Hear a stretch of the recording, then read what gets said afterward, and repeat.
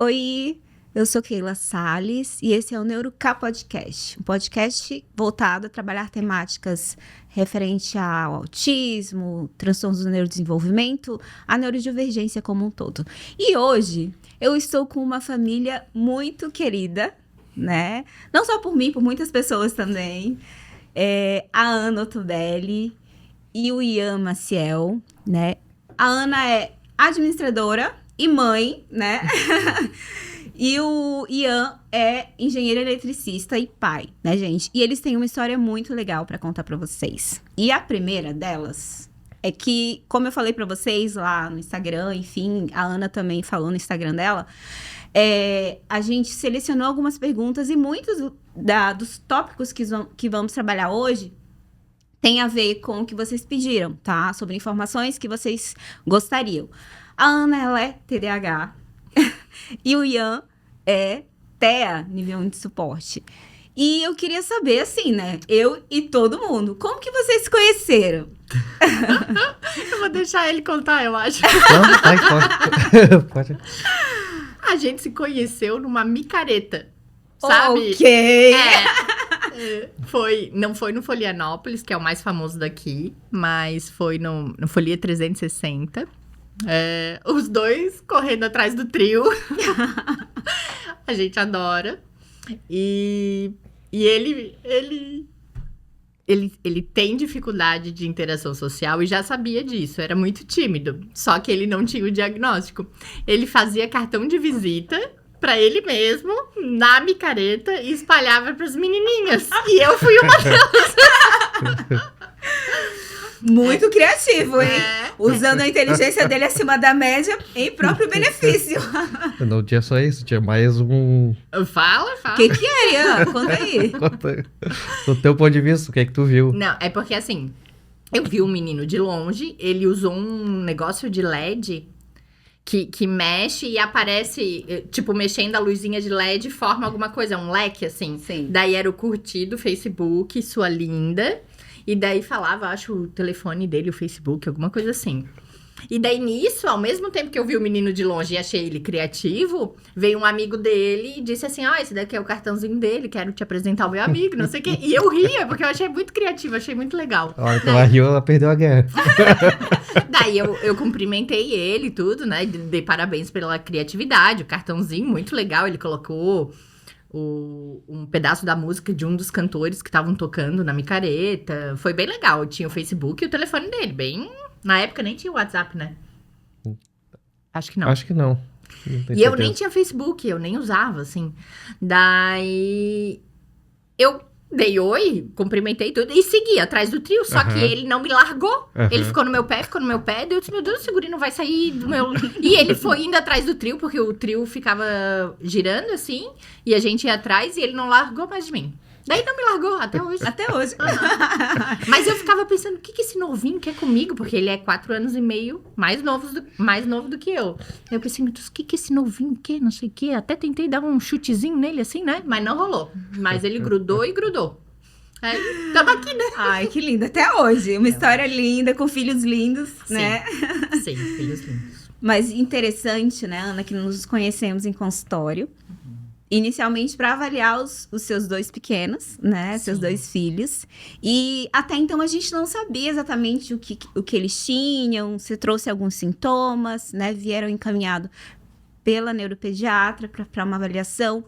E, enfim, nós sabemos que hoje há muita informação sobre o autismo, sobre o TDAH, mas vocês são pais muito informados, vocês são pais que sempre pesquisaram, que sempre estavam atentos, não só aos critérios, né, que estão ali no DSM-5, mas as informações de mídia, enfim, informações que estão ali nas mídias sociais também.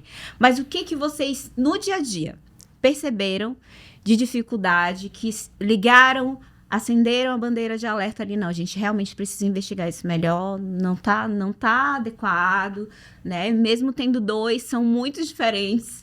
E quais foram, assim, os sinais que vocês começaram a identificar? No começo, a gente tem 2 filhos. O Pedro, ele é mais velho. E ele é muito parecido com o Ian, que o Ian é mais quieto, mais na dele. A gente sempre achou ele tímido. Esse era a bandeira dele, né? E eu sempre fui a falante, a extrovertida. Então, a gente tinha o pequeno, que tinha essas características e achava que era parecido com o pai, e tudo bem. E daí, depois veio o caçula, que era muito parecido comigo. E daí, tudo bem também. Só que ele foi crescendo e na pandemia eu fiquei em casa com eles, então não tinha muito esse convívio na escola, tudo. Então, era nós em casa. Quando ele voltou para a escola depois da pandemia, ele sempre foi agitado, a gente já sabia, ele sempre foi falante, tudo bem. Só que ele começou a ter comportamentos agressivos na escola, ter fuga da parte pedagógica, ter recusa escolar. Ele era muito... como é que eu posso dizer? Ele tinha umas reações muito grandes para uma situação muito pequena. Mas até aí, tudo bem. Só que foi piorando, ele estava cada vez mais agitado, ansioso, a gente via, assim, que ele tinha um olhar, assim, buscando alguma coisa que nunca achava, e tinha episódios de uma agressividade, de gritos, de descontrole grande, e teve um dia que foi demais, assim, foi um descontrole, assim, fora do comum.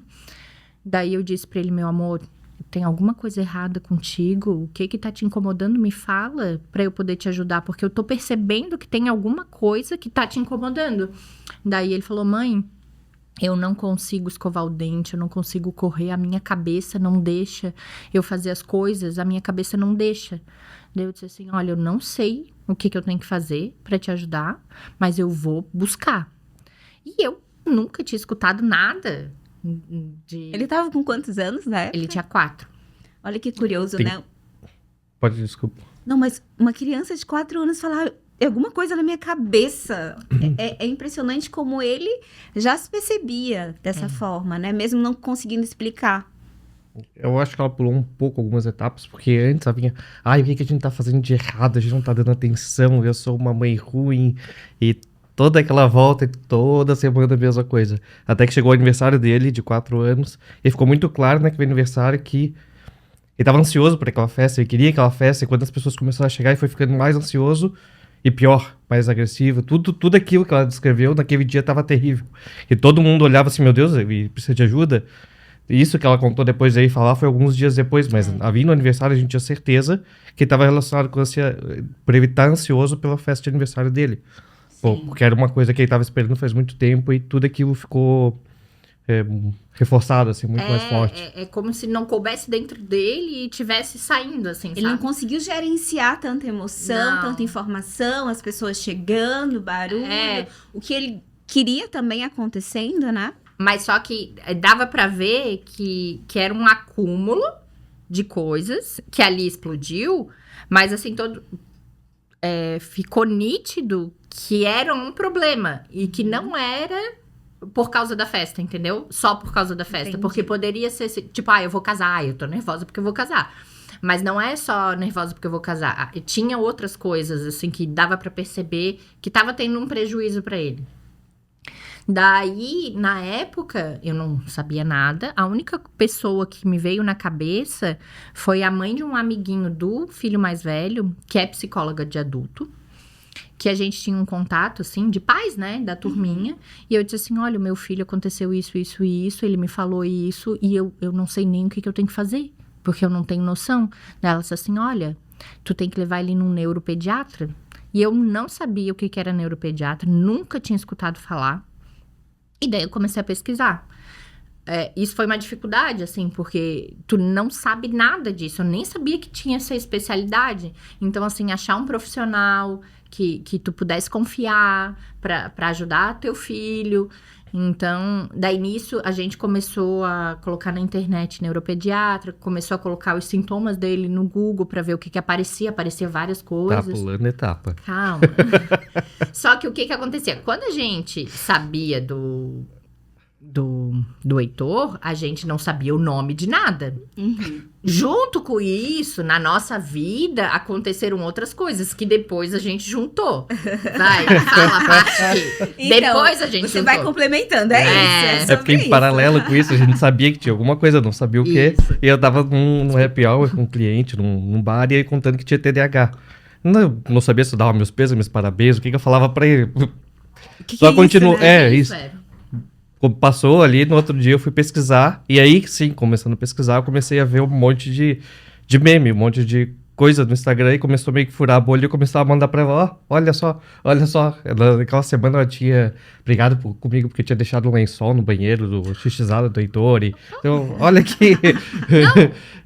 Gente, aquilo ali, meu Deus, foi uma enxurrada pra nós, porque era muito a gente. Daí, assim, na internet, né, no Instagram, tem muito... Tem várias coisas de vários transtornos, né? Ele se identificava com coisas, ele mandava pra mim. Ele me identificava, ele mandava pra mim. Ou a gente identificava os meninos, ele mandava pra mim. Meu Deus, o que é isso? Daí eu fiquei pensando, onde é que a gente tava vivendo? Como que a gente não sabia disso? E daí o que aconteceu? Começamos a ver o filho mais velho nesses memes também. Meu Deus, tem uma coisa muito errada, porque a gente não viu a família toda. Daí começou. E como a gente tava procurando pro Heitor, era muito mais fácil procurar pra mim, adulto, procurar um psiquiatra, alguma coisa. Então eu fui quase na mesma semana em um médico, enquanto ela tava pesquisando, falando com essa amiga, pra ver o que fazer com o Heitor, onde eu levar o Heitor, e as coisas foram em paralelo, assim, os dois andando. É porque daí, por exemplo, daí começa a briga com o plano de saúde, porque o plano de saúde não tem neuropediatra. Daí, todo o trâmite, a burocracia do plano de saúde fez demorar o atendimento pro Heitor. Só que pro psiquiatra era mais simples. Então, ele foi atendido primeiro, sabe? E no fim, a gente descobriu tudo meio junto, que era pra descobrir inicialmente do Heitor primeiro, né? Só que foi meio que... Quase tudo ao mesmo tempo, né? Mas a gente fez todos os processos, estudamos, né? Ir no neuropediatra, daí a neuropediatra pediu a avaliação neuropsicológica. E daí os 4 da família fizeram. A gente seguiu uma rotininha, assim, foi acompanhando. Porque daí a gente marcou pro Heitor, mas como a gente viu que o Pedro tinha características que poderiam ser alguma coisa, então a gente também já marcou pro Pedro. E daí já marcou pra ele. Aí, vendo todo mundo, daí já marcou pra mim também. Porque o Pedro a gente desconfiava de TDAH. Isso. Mas daí, o que acontece? É porque tudo tava muito claro, assim, o Pedro era igual a mim. Isso. E o Heitor era igual a ti. E então, a gente ouve muito isso, Então, né? se eu tinha um diagnóstico de TDAH naquela época, então era provável que o Pedro tinha também. Então, Isso. a gente foi com a mesma ideia. É porque a gente pesquisa no Google e se autodiagnostica. Porque, nossa, eu sou muito isso daí, não sei o quê. Só que os transtornos têm sintomas que são semelhantes, né? Sim. Deve ter uma palavra que fala isso, que é o mesmo sintoma para 2 coisas diferentes, né? Sim. Então, a gente meio que confundia. Não imaginava, de repente, que ele fosse autista e sim TDAH. E na verdade, o Pedro, mesmo depois da gente receber o diagnóstico de autismo, a gente ainda continua batendo na tecla que acha que ele pode ser TDAH. Por causa de uma desatenção, falta de planejamento.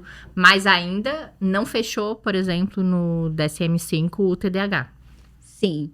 E é curioso, Ana, que eu lembro que na anamnese que a gente fez de uma das crianças, vocês falavam, não, mas isso aqui é o Ian. Eu sou assim, não, mas você que é assim, né? E normalmente esse processo de investigação, avaliação, ajuda muito as famílias também buscarem os próprios, né? Sim. O de vocês, na verdade, aconteceu naturalmente porque vocês foram investigar o dos filhos. Sim. Não, peraí, mas olha isso. Ao mesmo tempo, vocês também conseguiram se perceber neurodivergentes e entendendo mais ainda a dificuldade das crianças, né? Porque, na verdade, vocês não tiveram oportunidade de serem estimulados nas dificuldades que vocês têm, né? Hoje vocês conseguiram, né, trabalhar. Você trabalha na Prefeitura de Florianópolis, né? O Ian trabalha em empresa é particular? Particular, então, né, são bem-sucedidos no que fazem. As crianças também fazem terapias, então eu vejo que sim, mesmo sem receber lá atrás a estimulação adequada, né, que os filhos de vocês estão tendo, vocês conseguiram desenvolver, meio que, né, no sentido instintivo, educativo, familiar que vocês tiveram, que a família de vocês é maravilhosa também, né? Cheguei a conhecer e vocês me falaram a respeito de toda essa estrutura, mas infelizmente nem todos têm essa possibilidade, né? De conseguir criar essa estrutura, essa saúde mental para encarar 4 formas de pensar diferentes, porque ainda que tenha 2 TEAs, 2 TDAHs, são um diferente do outro, né? Algumas coisas são similares, outras são diferentes. Mas também tem uma coisa bem curiosa, que você já me falou algumas vezes, a gente recebeu muitas perguntas a respeito desses desafios, que não são fáceis. Não. O desafio com o plano de saúde, o desafio na escola, né? Às vezes o preconceito. E assim, eu tô falando de 3, mas na visão de vocês, eu quero te ouvir também, Ian. Quais foram os principais desafios que vocês encontraram pós-diagnóstico? Eu acho que ele começa essa. E daí eu complemento. Eu acho que o principal é plano de saúde, horário, arrumar agenda para tudo isso. A gente tem um pouco de sorte, bastante sorte, que ela tem uma carga horária reduzida por causa disso, então acaba podendo levar as crianças para terapia de manhã e trabalhar à tarde. Ai, que bom. Para mim isso seria terrível, porque eu teria que ou compensar em outro horário, sei lá como que eu faria. Então ela mesma teria bastante problema, mas como ela tem essa redução, facilita bastante. Mas é a briga eterna com o plano. Eu trabalhava em uma empresa que tinha Unimed. Foi um parto pra gente conseguir os primeiros atendimentos. Só que eu troquei de emprego, acho que 1 mês depois ou 2 meses depois. Não era hora de trocar de emprego, mas ao mesmo tempo eu não podia deixar por causa disso. Não podia deixar passar a oportunidade. Aí troquei e começou tudo de novo. Continuou sendo Unimed, mas a gente voltou pro zero, teve que brigar desde o início para conseguir qualquer atendimento. Aí depois eles trocaram, a gente meio que expulsaram o Pedro da clínica que a gente tava, então... Nossa, como assim? A Unimed estruturou algumas clínicas e repassou todos os autistas para as clínicas dela. Daí eles estão tirando só os autistas das terapias que eles estão fazendo. Só que deixaram o Heitor em uma e o Pedro em outra. Os dois estavam fazendo mesmo. Fisicamente diferentes. Gente, que complicada essa logística. É bem complicado. Eu já vejo um pouquinho diferente, assim, dele. Primeiro, eu tinha dificuldade em casa. Porque eu percebia que eles tinham necessidades e eu não sabia o que eu tinha que fazer. Eu saí pesquisando tudo que eu podia, fazendo curso, vendo Instagram, lendo pesquisa científica, tudo que eu podia, eu fui atrás. Só que o que eu tinha dificuldade era dica prática. O que eu, mãe, no meu dia a dia, o que eu tinha que fazer? Então, eu achei alguns perfis no Instagram de mães atípicas que são orientadoras parentais, são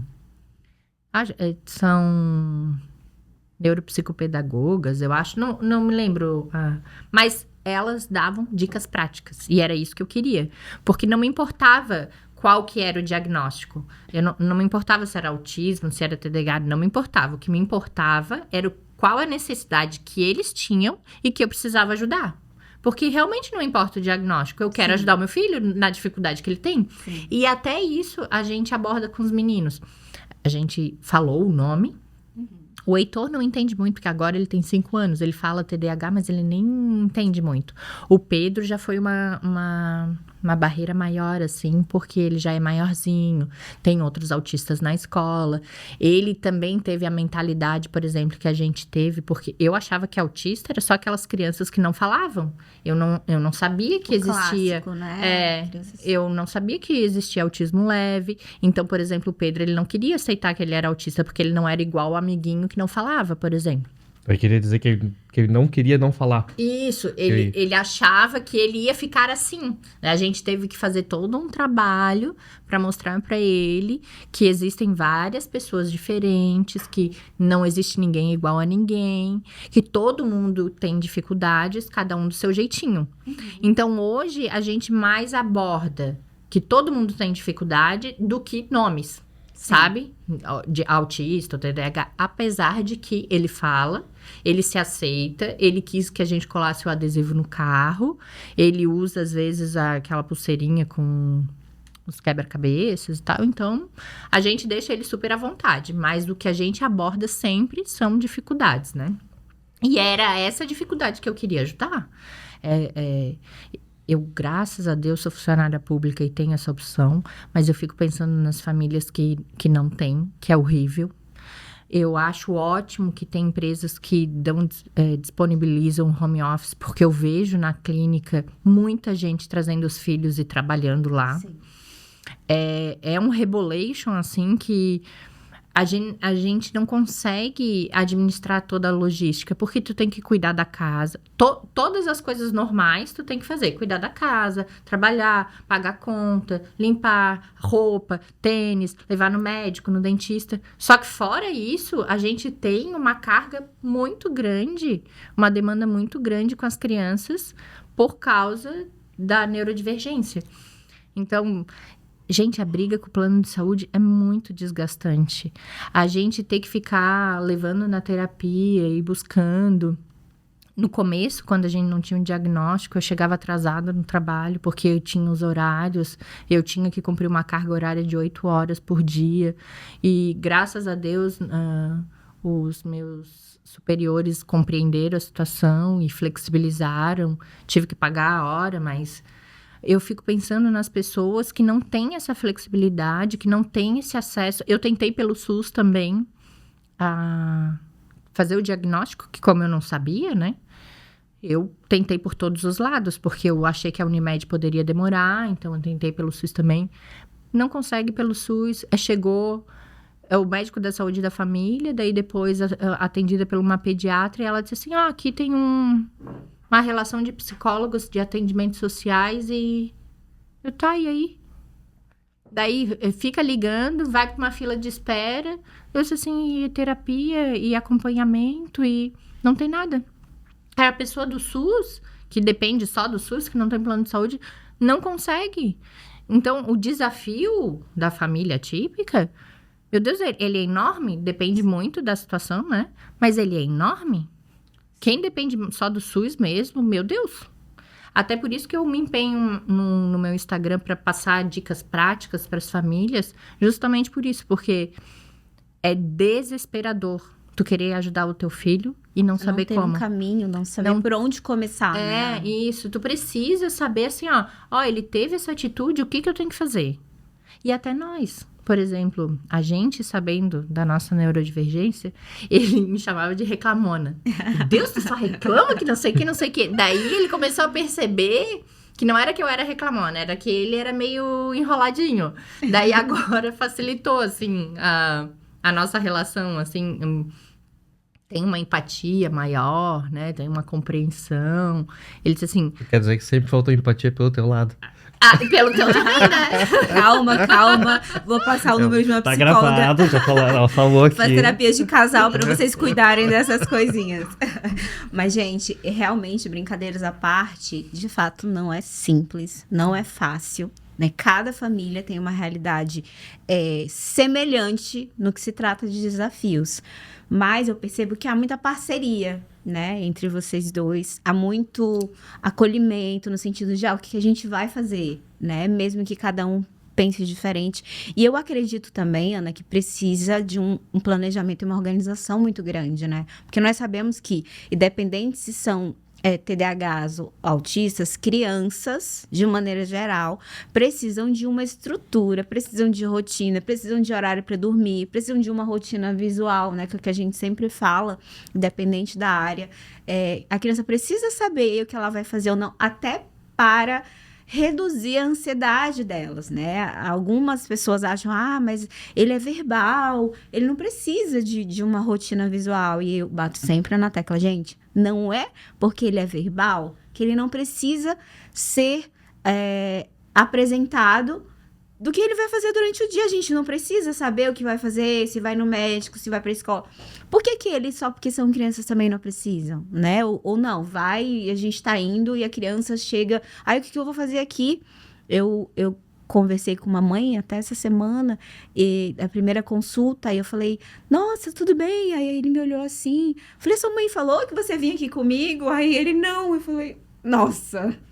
É importante que a criança saiba, né, o que ele vai fazer, nem que seja uma apresentação simples, né, mas isso faz parte do respeito e também ajuda a criança ser mais calma, ficar mais tranquila, reduzir a ansiedade. Então, como que é essa organização? O que vocês conseguiram criar de estratégias para manter um pouco de tranquilidade nessa rotina que eu sei que é bem corrida, mas que vocês acabam dando prioridade para muitas coisas importantes?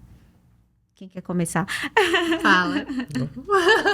Essa parte eu curti. É porque assim... Alcança água pra mim. A água, peraí.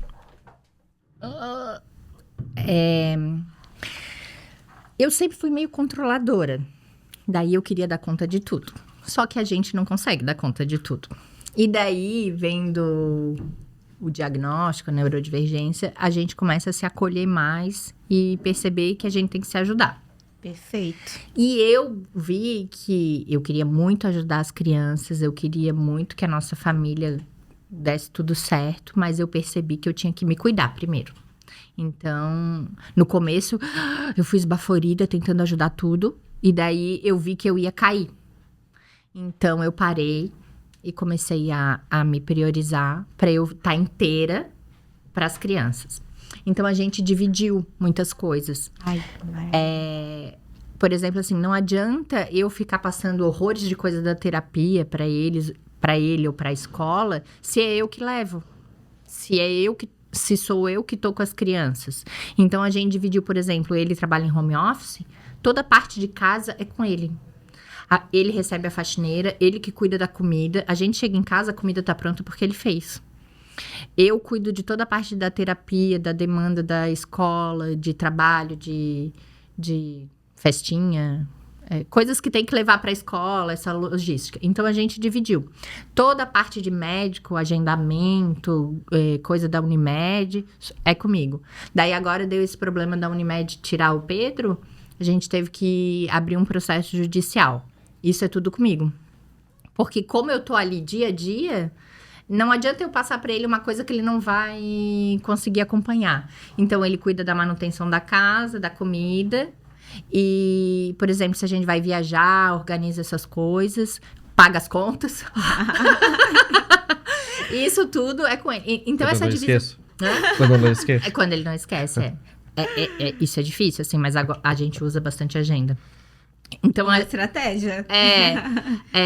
A gente conversa muito pelo WhatsApp pra meio que negociar. Às vezes eu digo pra ele, tem um aniversário de um amiguinho que tem que comprar um presente e vai indo assim. Então a gente divide bastante.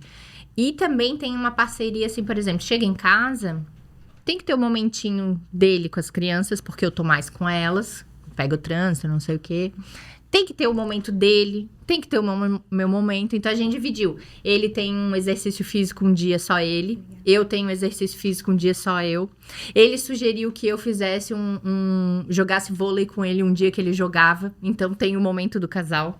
Nesse dia que a gente joga vôlei juntos, a minha mãe fica com as crianças. Então, a gente, depois de jogar vôlei juntos, a gente tem o nosso momento casal. Que é importante também pra gente...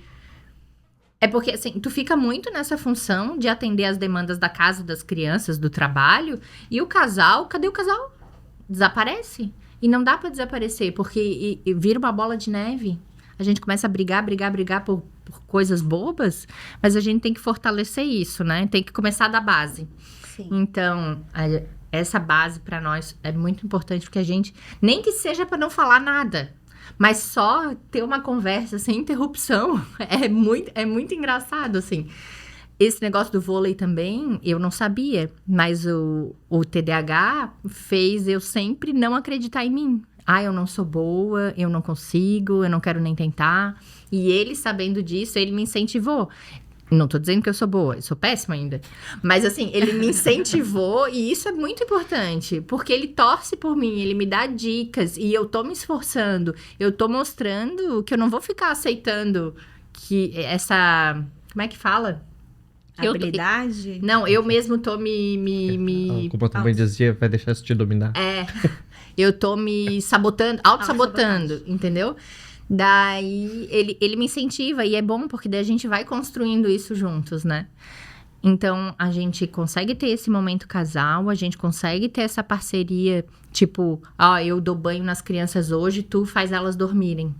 Daí é bom porque enquanto ele tá fazendo as crianças dormirem, eu consigo tomar um banho com calma, cuidar de mim. E assim ao contrário, entendeu? Antes a gente fazia tudo muito junto, só que precisava de ar. Tipo, meu Deus. É tudo muito cansativo. Isso. Tudo muito... Daí, com essa divisão, dá pra tu dar uma respirada mais calma, sabe?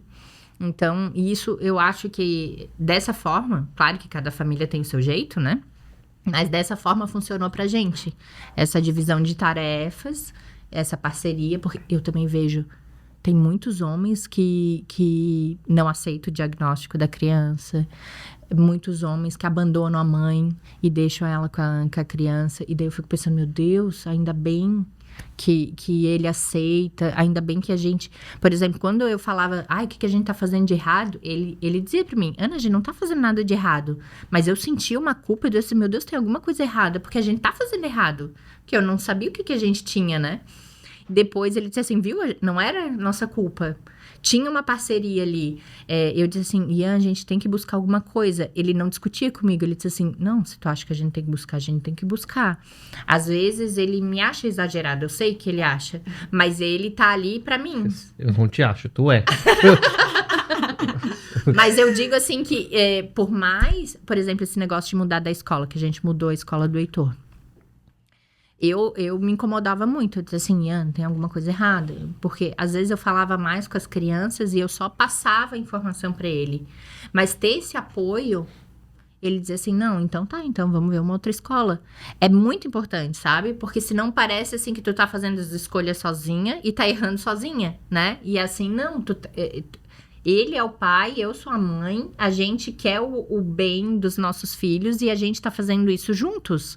Tá? A gente troca figurinha e claro, né? Eu falo coisas pra ele e ele diz assim, Ana, tu acha mesmo? Não sei o que. A gente, não como crítica, mas pra construir realmente uma decisão juntos, né? É muito legal isso. Sim. E olha que curioso, nessa criação de estratégias para auxiliar as crianças, vocês foram além, não só para ajudar na rotina deles, né? Como se a criança fosse um recorte. Vocês pensaram no bem-estar de toda a família. O que nós, enquanto família, podemos fazer para que a gente viva, para que a gente aproveite cada momento, para que a gente tenha a vida de casal, tenha a função de pai, a função de mãe, que eles tenham a função também com os avós, com os amiguinhos, né? Que vocês tenham um momento de pessoa individual de cada um, né? Então, vocês conseguiram criar estratégias para cada área humana. Isso é lindo, tá? Para psicologia, um beijo no cérebro de vocês. É um rebolation. Não é fácil. Não. Mas eu falo isso porque eu tenho pacientes adultos que eu acompanho e normalmente olha, você percebeu que você tá gastando praticamente toda a sua energia pro trabalho? Às vezes a pessoa é workaholic, né? Trabalha. E às vezes a família esquece, às vezes o filho deixa pra lá, às vezes a esposa não. E fazer esse malabarismo de equilibrar, dizer, não, aqui é essa área que a gente precisa focar mais, aqui tu precisa ir com teus amigos, aqui eu vou com as minhas amigas, aqui as crianças precisam fazer uma coisa com os avós pra gente ter um tempo nosso, realmente. Quem dera se todas as famílias fizessem isso, conversassem, né? Porque eu acho que não é um monstro de 7 cabeças como a maioria pensa, mas precisa sentar, precisa conversar, precisa ter esse equilíbrio e essa assertividade de ouvir o outro e ponderar também, né? E perceber também. É porque, por exemplo, pra mim, eu achava que eu tinha que estar com as crianças o tempo todo. Eu não achava... Por exemplo, se eu ia fazer algum exercício físico e deixava eles em casa, eu sentia uma culpa, porque eu não poderia estar fazendo isso. E não é. Eles terem uma mãe saudável é muito melhor. Então, eu sair, fazer outras coisas pra voltar pra eles bem, é muito melhor. Ele também, ele vai lá, vai jogar o futebol, vai suar, vai tomar uma cerveja, vai conversar com os amigos. Quando ele volta, ele tá ótimo. Então, não adianta um pai estressado em casa, que tá sempre com as crianças, do que um pai que foi lá, se divertiu, teve o momento dele de homem adulto, Sim. né? Teve interações sociais com os amigos e daí depois voltou e tá tudo ótimo também, sabe? Essa relação com os avós também. A gente, até puxando um gancho que como os dois são muito diferentes, as crianças, a gente fala que é água e vinho, assim. Totalmente diferentes. Então, eles têm necessidades diferentes. Sim. É difícil, por exemplo, num final de semana, a gente conseguir atender a necessidade da família toda. Então, durante a semana, às vezes, a gente inventa o dia do filho único. Que o que é? Que eu acho incrível essa estratégia que vocês. Acho muito legal. É porque, por Inclusive, exemplo... já falei para outros pais fazerem isso depois que vocês falaram. É porque o Pedro, ele gosta muito de jogos. Até além da idade dele. Ele gosta de... O Ian, eu dei pra ele quando a gente namorava aquele jogo War, que é de guerra, de estratégia. E o Pedro não tem nem idade, mas ele gosta de jogar, ele super se interessou. Só que são umas pecinhas pequenininhas, não pode mexer, porque se tu esbarrar, mistura ali. E o Heitor, ele não tem paciência. Ele vai lá e ele bagunça tudo. Então, como que a gente poderia jogar com o Pedro, com o Heitor junto, sabe? Não tinha.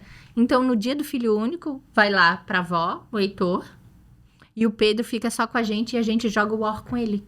E ele adora. Ter a atenção da mãe e do pai só pra ele. Sim, e é diferente, porque daí a gente joga, a gente se diverte, a gente dá atenção, tem uma dinâmica legal. Beleza. Depois, no outro dia, o Pedro vai ficar com a avó, vai ter atenção só da avó, porque também é diferente, a avó dá atenção só pra um. Faz as coisas que ele gosta, né? E o Heitor vem e a gente faz as brincadeiras adaptadas pro Heitor.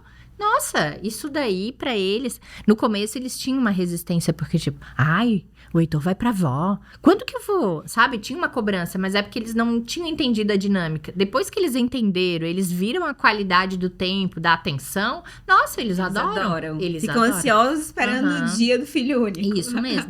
Antes a gente tentava fazer uma vez por semana. Só que daí não deu nessa logística da família, com todo. Por exemplo, a É que terapia. ela acha que a semana tem 24 dias. Não, Você assim, tem É 7. muita coisa. eu sou meio perfeccionista. Então, eu tinha tudo na agenda, assim, direitinho, milimetricamente planejado. Só que não funciona assim. Com criança não funciona assim. E a gente não tem que ficar, né? E para as impondo. funções executivas, a gente precisa treinar flexibilidade cognitiva, né? Então, eu comecei assim, não precisa ser toda semana um filho único, pode ser, né, mais flexível. Esse negócio do exercício físico, por exemplo, para mim, eu não gostava de academia. Foi uma válvula de escape, porque eu tinha que cuidar da minha saúde mental. Eu via, assim, que eu precisava de alguma coisa pra... Porque a gente usa o termo atacada. Ele, tu tá atacada. Eu fico atacada se o meu pequeno tá atacado. Eu percebo, eu acho que eu me identifico muito. Então, quando eu vejo que a água tá começando a ferver e que a bomba vai estourar, eu começo a ficar atacada. Daí ele já vê. No começo, a gente não funcionava. Depois, ele já vê que eu tô atacada, ele já vai lá e faz alguma coisa e já normaliza. Ou eu vejo que ele tá ficando estressado, a gente já meio que troca de lugar, sabe? Pra... a bomba não estourar. Mas às vezes estoura também, né? Fazer o quê? Faz parte. O importante é que tem sempre alguém pra contar e pra fortalecer, né? Caso alguma coisa dê errado. Eu acho que isso é muito importante também. Então, diante do que vocês falaram, eu vejo que existe muita estrutura e, sem dúvida nenhuma, vocês fortaleceram muita gente já com o discurso, com as sugestões. Eu vejo que tu é muito ativa nas tuas redes sociais. Depois você vai deixar pra gente aqui as tuas redes sociais. A do Ian também. Mas se tu pudesse dar dicas para as famílias que estão vendo a gente agora. Famílias atípicas também. Famílias que encontram desafios. Por onde começar? Assim, qual seria? Eu sei que é muita coisa, eu sei, mas diante do cenário que você já tem, das pessoas que te buscam para mais informações, né? Quais são as dicas, assim, quais são os pilares para ter pelo menos um caminho equilibrado, que eu vejo que vocês conseguiram estabelecer até agora. Não é perfeito, todo dia vocês precisam fazer reajustes, mas vocês conseguiram achar um caminho que as crianças estão evoluindo, que vocês, enquanto casal, também estão evoluindo, né? Estão caminhando juntos. O que outras pessoas podem também aprender com a experiência de vocês, que não foi fácil, mas que vocês conseguiram chegar? Você também pode falar, tá aí? Se quiser começar. Nem dá pra ver que ele é reservado. Fala, Ian. O que tu acha? Assim, tem muito achismo. Tem muita gente que fala, assim, sem saber. Sim. Muito preconceito, muito...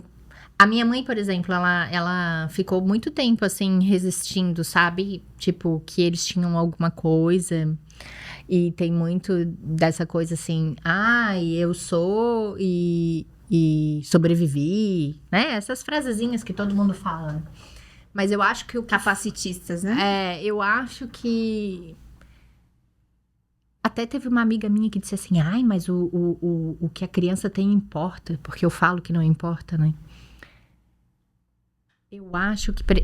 Obrigada. Eu acho que precisa de um acolhimento muito grande. Assim, mais amor mesmo. Porque tem muito dessa, assim... Ai, tu não é uma mãe pulso firme. Ah, isso daí é porque tu não soube educar. É muito julgamento de vários lados, sabe?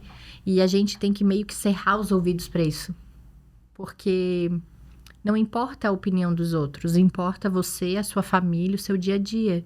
Tem gente que olha o Pedro, meu Deus, mas ele não é autista, eles falam. Mas ninguém tá 24 horas com a gente. A minha mãe, ela só aceitou o diagnóstico quando a gente foi viajar juntos. E ela ficou 15 dias, 24 horas com a gente.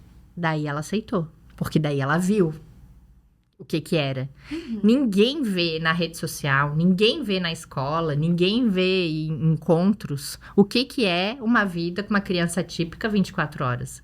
Então, eu acho assim que a gente tem que cerrar os ouvidos e fazer o que o nosso instinto diz, ir atrás do que for, porque eu acho que a gente sente, né? A gente convive com a criança, tem um interesse.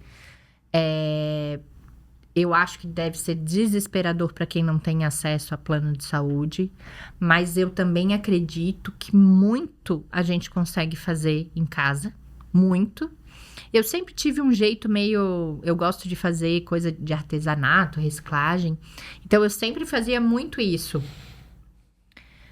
Às vezes deve ser difícil para as outras pessoas, mas na terapia, basicamente, é isso.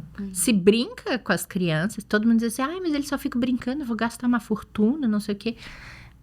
A criança é brincadeira. Sim. É exemplo e é brincadeira. É basicamente isso. Tu tem que amar ela, dar o exemplo para ela te copiar, né? Um exemplo positivo e brincar, porque é por meio disso que vai funcionar. Então, se a pessoa não tem acesso a terapias, a médico, o que vai ajudar muito é isso. Gente, senta no chão e brinca. Pode não ajudar 100%, mas vai ajudar. E basicamente é isso, assim, cerrar os ouvidos para os outros, focar no teu, pesquisar, estudar. A gente nunca vai parar de estudar porque surge muita coisa nova, né? Buscar informação de qualidade e focar nas crianças. Sim. E você, Ian? Eu vejo que, acompanhando as mães atípicas, a gente percebe que existe uma quantidade muito grande de mães solo, né? E como você falou, tem pais que acabam deixando a família porque não conseguem lidar com a complexidade que é de ter crianças atípicas. E eu vejo que você é um pai, não só por ser neurodivergente, mas que sempre teve um perfil acolhedor, né? Um perfil que estava do lado ali da Ana desde o início da micareta, né, Ana? Não largou mais. Mentira.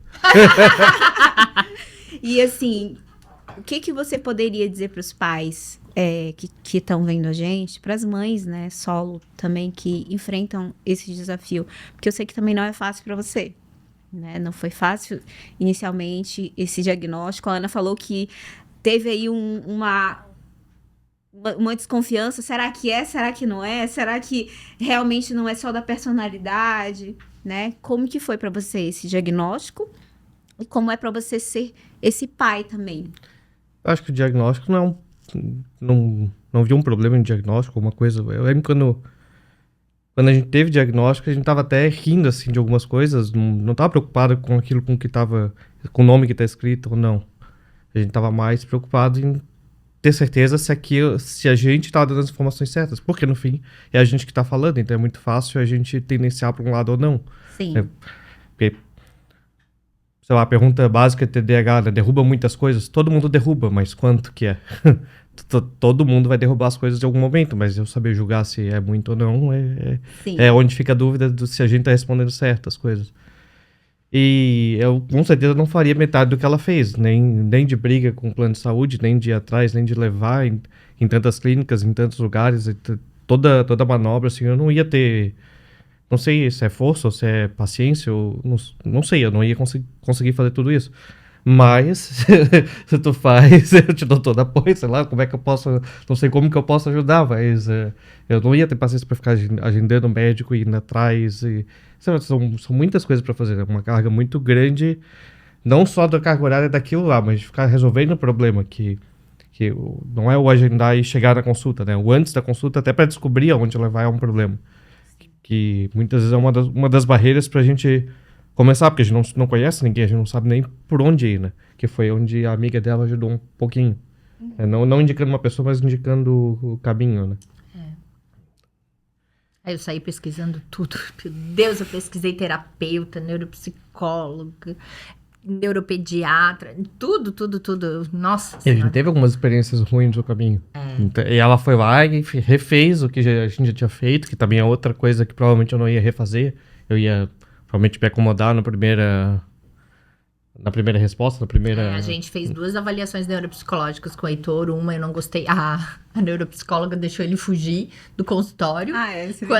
Eu peguei ele no elevador do prédio comercial. Ela disse assim, mãe, eu acho que ele fugiu. Como assim? Eu acho que ele fugiu. Eu saí correndo que nem louca, porque ele fugia. Um dos sintomas dele, quando ele era menor, ele fugia. E eu cheguei a comprar a coleira de cachorro. Sabe aquela que estica? Porque ele fugia. As pessoas assim, ai, como tu deixa o filho fugir? Gente, ele fugia, ele saía correndo. Eu não sei como é que ele não foi atropelado. Era tenebroso. E eu comprei a coisa de cachorro. As pessoas devem ter me julgado, não tô nem aí. Pelo menos meu filho tá seguro. Porque o nosso papel é deixar ele seguro. E as pessoas julgam demais, né? Eu lembro do Beto Carreiro que tava cheio, ele tava no meio das pernas e tentando correr atrás, mas a minha perna era pequenininha, então ele passava fácil. A gente passou vários cortados, assim, foi bem desafiador mesmo. Aí agora já tá bem melhor, né? Porque as terapias fazem ele crescer, né? Eles crescerem, entenderem mais as coisas, facilita. A terapia facilita. A gente dá esse apoio para eles. Por exemplo, o Pedro, ele tá se expressando melhor, ele não se expressava quase nada, né? Daí agora ele se expressa e dá pra ver, às vezes, ele falando pro Heitor coisas que a gente fala pra ele. É tão bonitinho, assim, de ver, explicando, assim, tipo, você gosta que faça isso com você? Então não faz isso com os outros, sabe? É bem fofinho, assim. E ele fala assim, a mãe e o pai amam a gente. Eu gosto de falar pra eles, vocês são lindos, amáveis, inteligentes. Eu gosto de falar várias coisas, assim, pra eles, reforçando. Perfeito. O Heitor fala pra mim, não, mas eu não sou bom. Ele tem autoestima, assim, é uma coisa que a gente sempre tem que se dedicar, assim, no TDAH. Da autoestima. Daí eu digo, você é bom. Não, mas eu não sou gentil. Deus, se você é assim, daí eu começo a apontar coisas pra ele ver que ele é. Deus, assim, não é porque você não foi bom em alguma coisa que você não é bom no todo. E daí eu também sempre gosto de frisar, assim, que a gente não é perfeito, que a gente erra, que eu sou adulta, que eu erro. Eu peço desculpas pra mostrar pra eles isso e tentar ele não se julgar tanto. Porque eu percebo que ele se julga, assim, bastante, sabe?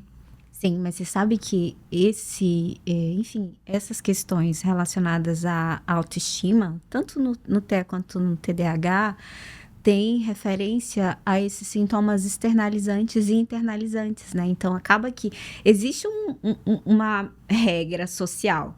E aí, como o TDAH, por vezes, não consegue seguir, aí ele, então, se tem uma regra, eu não consigo seguir, eu sou muito, muito ruim, né? E aí, Ele é muito intenso em tudo, né? E é muita intensidade. E aí, se foge um pouquinho daquilo que é determinado, existe uma autocobrança gigantesca, né? E aí, tem a culpa, tem a frustração, e é uma frustração gigante, Pois né? é tudo demais. É tudo muito grande.